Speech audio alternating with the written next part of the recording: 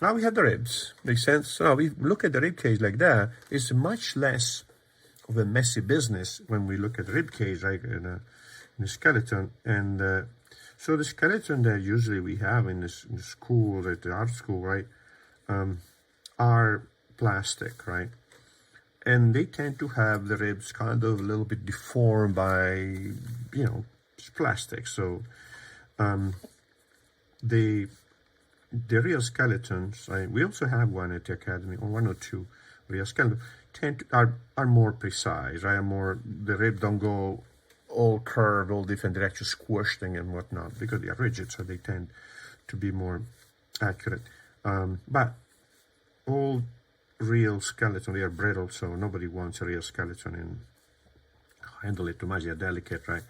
So and the real skeleton tend to be specific, right? So maybe a person had some sort of peculiar organizational rib, or they have one. No, I don't think somebody had an extra rib, but and you know, a little bit unusual, right? Too specific. So you don't want to use only a real skull or skeleton. You want to use something that is typical, right?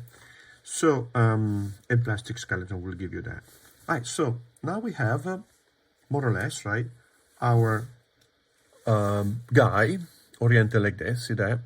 And what we could do, see what we have. We only a few minutes, right? So let's block in the pelvis, and then next week we're going to put the muscle on top of this guy here, right? So let's see the pelvis. Get a little bit more detail, right? A little more detail. So the iliac crest looks good, like this. And it just goes up like this. So this is the iliac wing.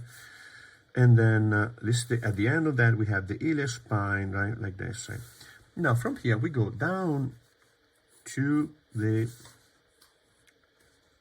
pubic bone like this, creating this curve, right? This ramus. And now what we want to do, once we are at the joint, we know where the joints are, we want to change the profile of the pelvis, right? Because the pelvis, this profile of the pelvis is not so straight.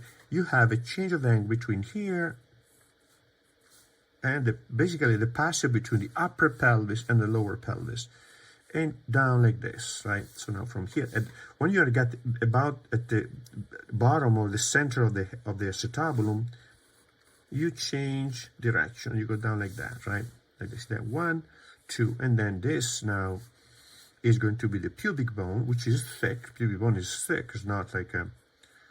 And then below here we have the subpubic angle, right? This is a man. So the subpubic angle is going to be about 45 degrees, 50 degrees, right? This angle in here, right? And then we have now here this is called ischio-pubic ramus, right? Connect the ischium with the pubic bone. And now here we have the pubic bone thickening going to connect with the acetabulum here like this. And this is the opening we have. Without this, it wouldn't be a ramus, right? This is the ischio-pubic ramus, right? Now here we have the sacrum, right? Sacrum is here, is a big, and then here we have the passage between the upper pelvis and the lower pelvis. Is a sacrum like this, and below here we have the bottom of the sacrum like this, right? And this is the coccyx, right back.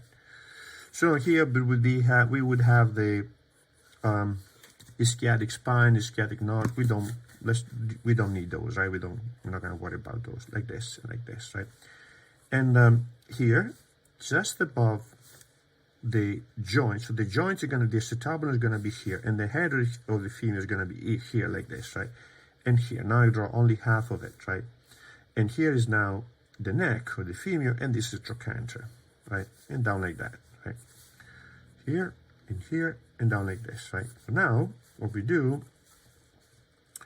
we block in the anterior inferior iliac spine, which is just below the superior, here and here, up here and up here like that, right? We're not going to need them for this drawing, but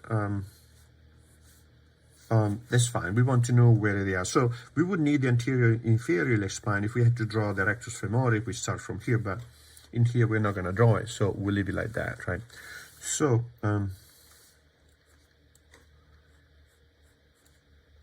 yeah, I would leave it like this, right?